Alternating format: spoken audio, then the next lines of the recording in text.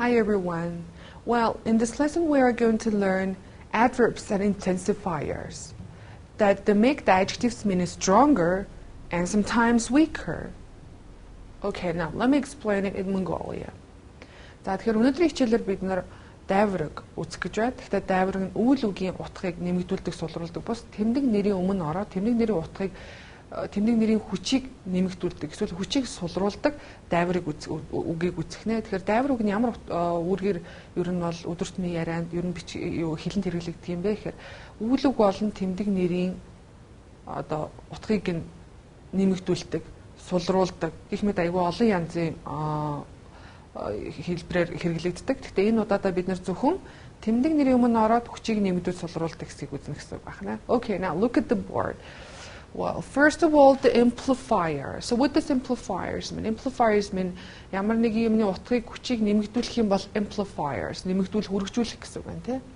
Examples are that is very interesting. Interesting is an adjective. Very is adverb.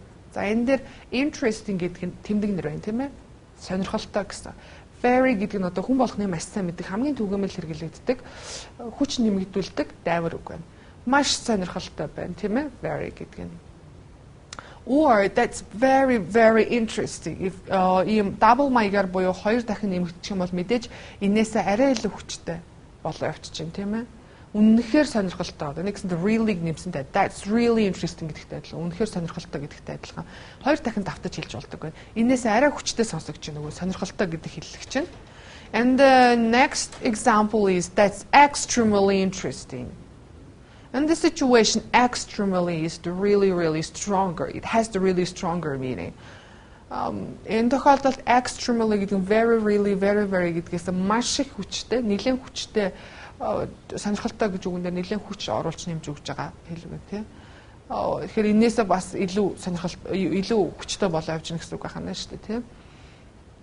And then that's amazingly interesting. Amazingly гэхээр уг нь бол amazing гэдэг нь гайхах, шагшрах гэсэн үг шүү дээ, тийм. Тэгэхээр дахиад interesting гэж үгийн өмнө орохоор extremely-гээс дутгааргүй бас хүчтэй утга буюу өстой гайхалтай, сонирхолтой буюу манайхаар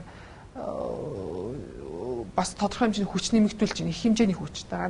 That's scarily interesting гэхээр бас нэлээд хүч, amazingly, extremely гэдэгтэй адилхан хүчтэй.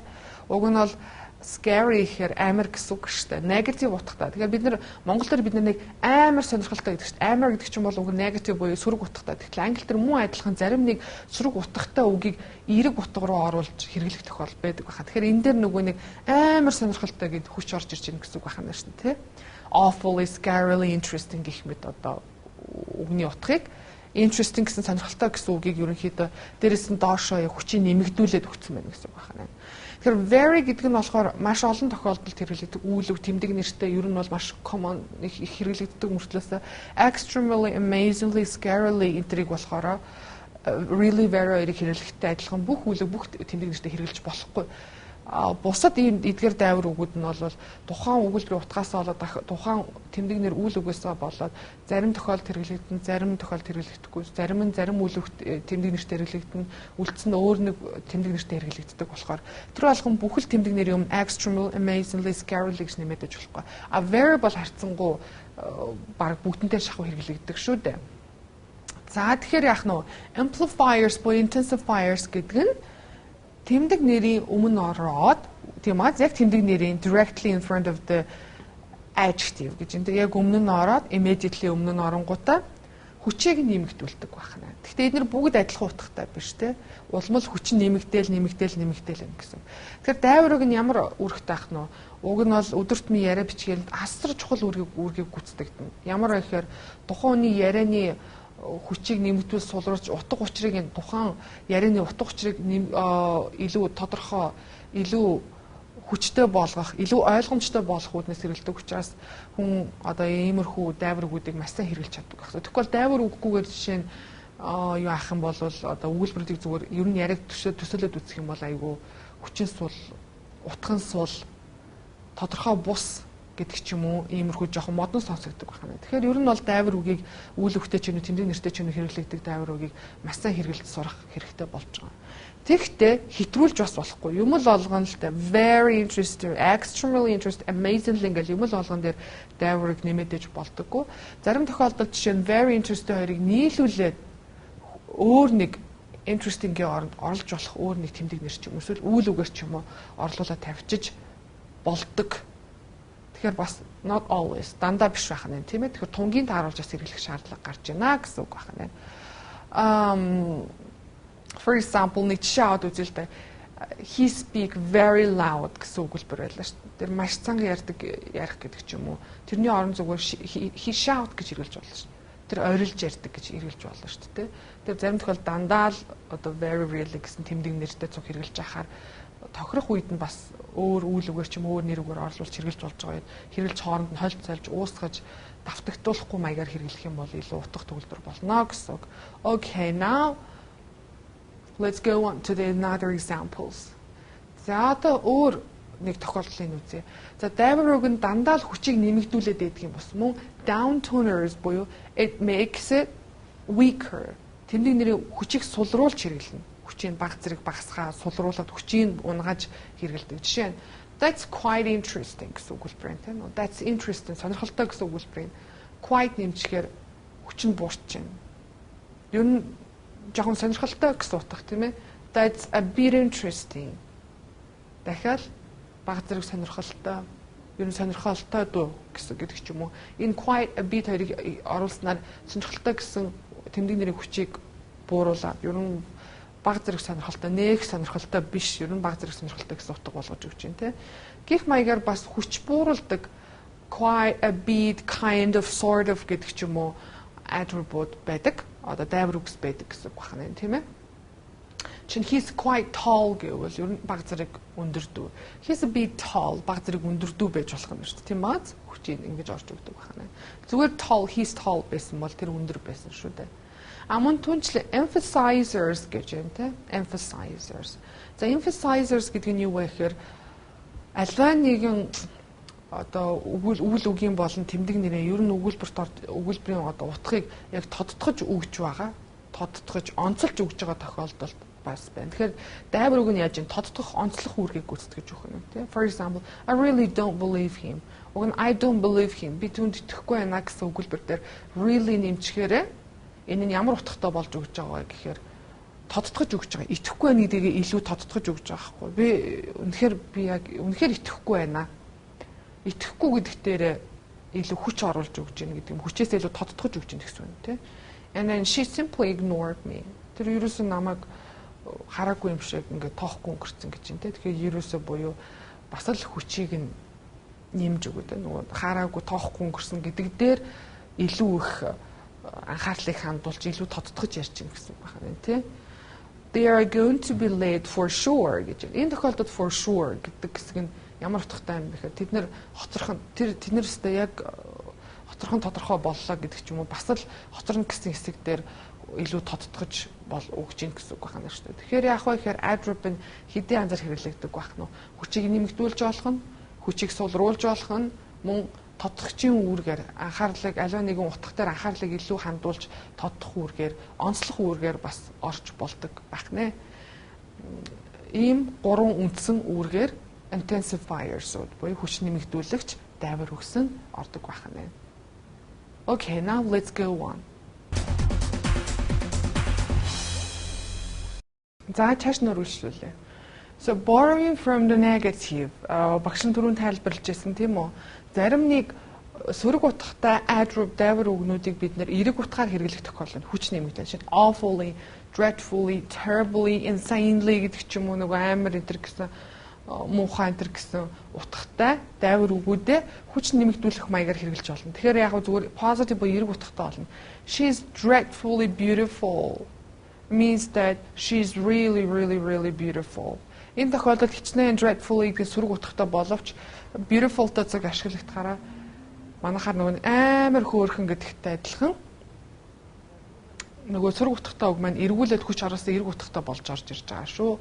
Тэдгээр үгнүүдийн нэг нь awfully, dreadfully, terribly, insane гэх мэт үгнүүд байдаг байна тий. Өөр бас олон үгнүүд байгаа. Тэгэхээр we can borrow from the negative and use it, with a positive meaning. Next one is what a ridiculously interesting thing гэсэн үг байна. Ridiculously гэхээр өөрөө бас хачин өдрөх сутгатай штэ. Тэгэхээр энэ дэр дахиад interesting гэдэг дээр хүч нэмэгдэл.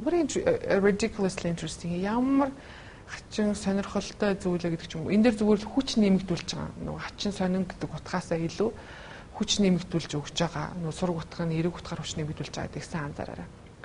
Next one, de-intensification гэсэн утга байна. De-intensification гэдэг нь юу гэсэн үг вэ? Гэхээр одоо жишээ нь very clever гэсэн үг байна. It's not actually mean that really clever. It actually means that rather stupid. Тэгэхээр энэ тохиолдолд нөгөө very clever гэсэн утга нь үнэхээр их ухаантай гэсэн утгаараа биш сураг утга орж ирэх тохиолдол байна. Одоо very clever гэдэг нь жоохон sarcasm уу яжлах маягаар, шоглох маягаар одоо rather stupid буюу үнэн тэнэг, үнэхээр тэнэг, шал тэнэг гэсэн утгыг илэрхийлж өгч байгаа шүү гэдэг. Тэгэхээр энэ үедээ мэдээж хоолойны tone, voice of the tone and intonation of the sentence буюу өгүүлбэрийн интонац, хоолойны өнгө энэ төр тодорхой хэмжээгээр арай өөрөөр байх ёстой л да. Тэгжээж яах нь энэ ухаантай гэсэн үг чинь шал тэнэг, үнэн тэнэг гэсэн утга болж өгч байгаа шүү. Дандаа л эрг утгаар хүч нэмэгдүүлэл авахгүй. Харахад үнэхээр ухаантай гэсэн, маш ухаантай гэсэн үгэлбэр байгаа мөртлөөсөө утга нь тэнэг болоо авчлаа шүү дээ, тийм ээ? Энийг сайн анзаарч хэрэгтэй болох юм байна. Okay. Now, next examples are some more examples. За мөн түнчлэн багш нь бас тайлбарлсан тийм ээ. Дайвар үг нь өөрөө хичнээн ярианы утгыг төгөлдөржүүлдэг, хүч нэмэгдүүлдэг, сулруулдаг, яриаг илүү утга учиртай болгодог юм шиг мөртлөө хэрэглэгдэхүүнийг мөртлөөсөө бас зарим үед дандаа тогтмол хэрэглээд ажиллахгүй. I'm really tired гэж өгүүлбэрийг зөвхөн I'm exhausted гэхэл ойлгомжтой. Really tired. Үнэхээр ядрах гэдэг. Exhaust гэдэг чинь өөрөө хүний хүч барагдаж, шахагдаж их ядрахыг хэлж байгаа шүү дээ. Тэгэхээр I'm really tired and I'm exhausted гэж хэлчихэл болох нь шүү дээ. Тийм үү? Really tired яарн exhausted гэсэн утга гэж болно. Exhausted, really tired яг адилхан утгатай байдаг байна шүү дээ. Гэх маягаар яаж юм нэг онцгийн их чухал тохиолдол биш л болвол дандаа adverb-ийг ингэж хүч нэмэгдүүлэх сулруулахаар нь хэрэгжилж яхаар яг тохирсон үгийн оронд нь хэрэгжилчгээд илүү утга төгөлдөр сонсох тохиолдол байна. Тэгэхээр бас дайвар үгээ болгоомжтой хэрэглэх гарч байна, тийм ээ. Next one, he speaks loud or loudly гэсэн үг байна. Чанга ярьдаг, тэр айгүй чанга ярьдаг гэсэн үгэлбэрийг зүгээр л he shouts буюу орилж ярьдаг гэдэг ганцхан үгээр, хоёр үгийг ганцхан үгээр ингээд орлуулчих болдог байна шүү дээ, тийм. Энэ нь бас утгыг бас их зөв зарим үед бол зөв хэрэгжилж байгаа одоо нөгөө нэг шаардлагагүй олон үгний оронд ганц тохиромжтой үг хэрэгжилснээр зөв болох тохиол байдаг шүү дээ. Тэр үед яах нь вэ? Тэгэхээр яах нь энэ дайвар үгтэй хэрэглэгдэж байгаа хичнээн дайвар үг үйлэг хоёр, дайварыг тэмдэгнэр хоёр орж ирсэн ч гэсэн энэ тодорхой хэрэглэх хэвээр яг тухайд хэрэглэх хэвээр үйл өгөө гүйцэхгүй бол хэрэггүй. Яг л тохирох үйл үгийг оронд нь хэрэглэхэд зөв болоо явчих чинь гэсэн үг байна, тийм ээ. За and then энэ бас яаж илэрдэг гэхээр ерөнхийдөө нөгөө ярианы чадвар буюу зүгээр ганц англи ярианы чадвар шүү дээ. Ерөнхий хүний тухайн өөрийгөө илэрхийлэх чадвар сул үгийн баялаг султай тохиолдолд ингэж нэг имийг олон дахин юм л болгон дайварыг тэмдэг нэрээр юу нэмэл хасаал яриад байх тохиолдол байна. Тухайн хүний тодорхой хэмжээний үгийн баялаг сайтай ярианы чадвар сайтай бол аль алийн тохирох үед нь зөв үед нь хэрэгэлдэг шүү гэдгийг бас анхаарч аль нэгэн зүйлийг хэтрүүлэн хэрэглэхээс зайлсхийх хэрэгтэй болох нь тийм. Хизээ хаана яг зөв үед нь хэмжээг нь тохируулах хэрэгтэй болж байна гэсэн үг. Okay, and then I am totally broke. I kind of work here гэсэн үг байна. За энэ дээр нэмэгдүүлэх сулруулах хоёр нэмэлт жишээ багш нь авсан байна тийм ээ. I'm totally broke. I'm broke-ээр би мөнгөгүй гэсэн үг байна шүү дээ. And there totally-г нэмчих юм бол яаж вэ? Хүч нэмэгдүүлээд broke гэдэг нь өөрөө тэмдэгнэр мөнгөгүй гэсэн. Энэ өмнө totally гэдгийг нэмчих юм бол хүчин нэмэгдээд I'm totally broke. Надаа ямар ч мөнгө байхгүй, үнэхээр мөнгө байхгүй гэсэн хүчин нэмэгдээ авчиж байна тийм ээ. Or I kind of work here гэхээр kind of гэдэг нь хүүхд голцоо kind-ыг аль нэг нь төрөл зүйл гэдгээр нь эсвэл илдэг соёлтой гэдгээр нь мэддэг шүү дээ. Тэгэхдээ kind of гэдэг нь овтой зүг орохоор ямар утгаар орж ирдэг вэ гэхээр аль нэг нь хүчийг сулруулах маягаар. Жишээ нь well I kind of work here гэх юм бол яг би ажилдаг гихүүдээ ажилдаг ухаантай гэдэг ч юм уу зүгээр ажилдаг гэсэн утгаагаа бас жоохон хүчийг бүдгэрүүлж, бууруулж, сулруулж багасгаж хэлж байгаа бүдгэрүүлж хэлж гин гэсэн үг байх нь шүү дээ тийм ээ. Тэгэхээр иймэрхүү маягаар adverb нэмэгдүүлэх сулруулах үүргээрээ бас орж ирсэн нэмэлт жишээг багш нь давхар өглөө. Тэгэхээр одоо яах нь вэ? Дайвар үгнүүдээ учиргүй их олон ийм хүч нэмэгдүүл сулруулдаг дайвар үг байхгүй л дээ. Тодорхой хэмжээний бас хязгаартай харьцангуй бусад үгсийн санг, үгсийн аймагуудыг бодвол харьцангуй бага байдаг учраас цөөхөн байдаг учраас эдгээр хүч нэмэгдүүлсэн сулруулсан дайвар үгүүдийг сайн чэйжлээд авчих хэрэгтэй болж байгаа юм тийм. Чэйжлэхдээ бас зөвхөн утгаар нэмэгдүүлсэн сулруулсан их үнэхээр их маш гэдэг ч юм уу харьцангуй гэдэг ч юм уу утгатай баг зэрэг гэсэн утгатай гэж чэйжилж болно л доо.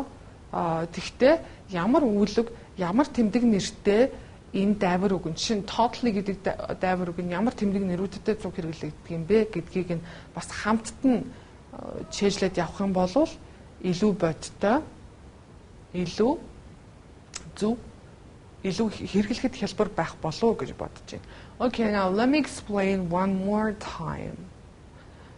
За тэгэхээр одоо сүүлийн удаа багш нэг дахиад юу эцэст нь тайлбарлаж өгье тийм ээ. За сая өнөөдрийн үтсэн хичээл яав бид нар ямар зүйл үтсэн. Intensifiers буюу тэмдэгнэр болон үйл үгийн утгад хүч нэмэгдүүлдэг, судруулдаг, тодтогдог дайвар үгүүдийг үзлээ тийм үү. Amplifiers гэж байдаг гэсэн дотроо 3 хуваагддаг. Amplifiers нь одоо нэг гэсэндээ энэтэй адилхан хүч нэмэгдүүлдэг. I am totally broke. Би бүр үнэнхээр мөнгө олцсон. Зүгээр мөнгөгүй биш үнэнхээр юу ч олцсон гэдгийг тайлбарлуулдаг. Хүч нэмэгдүүлдэг. Totally, extremely, really, very гэх мэт байна тийм ээ. Amplifiers дотор бас зэрэг утгатай мөртөөс awfully, terribly, амар ухаалдж унмаар энэ төр гих мэт одоо нөгөө сөрөг утгатай мөртлөөс эргүүлээд энэ totally-тэй адилхан эрг утгаар хүч нэмэгдүүлэхэд ашигладаг бас adverb байдаг гэсэн тийм ээ. Мөн түнчлэн downtoners буюу хүчийн сулруулдаг бас байж таарлаа тийм ээ. Downtoners аль нэгэн үйл үгийн тэмдэг нэр утгыг нь бууруулдаг, бүдгсэгдэг, сулруулдаг утгач. I'm kind of work here энэ би одоо нэг ажилдаг гэх юм уу да гэж шууд ажилдаг гэж биелэхгүй байна тийм ажилдаг гэх юм уу да гэх мэт ингэж хүчийг тодорхой хэмжээгээр бүдрүүлж байгаа, сулруулж байгаа ийм adverb бас байдаг байна. Бас л цөөхөн, бас л бүгд нэг үгтэй хэрэглээд байхгүй, бүгдийн бүх тэмдэг нэртэй ашиглаад байхгүй, хизээ хаана алийн ямар үгтэй ашиглах уу гэдгийг анхаарах хэрэг гарч байгаа. The last one is the яг emphasizer гэж байгаа. Emphasize буюу тодтох үүргээр илүү нэг утга дээр анхаарлыг илүү хандуулах, тодтгох, онцлох гэсэн үүргээр орж ирдэг бас I really don't believe him гэсэн жишээ байсан тий. I really don't believe him. Би итгэхгүй байх гэдгийг би итгэхгүй гэдгийг илүү хүч оруулаад би үнэхээр ерөөсөө огт итгэхгүй байна. Огт итгэхгүй, ерөөсөө итгэхгүй гэдэг ч юм уу.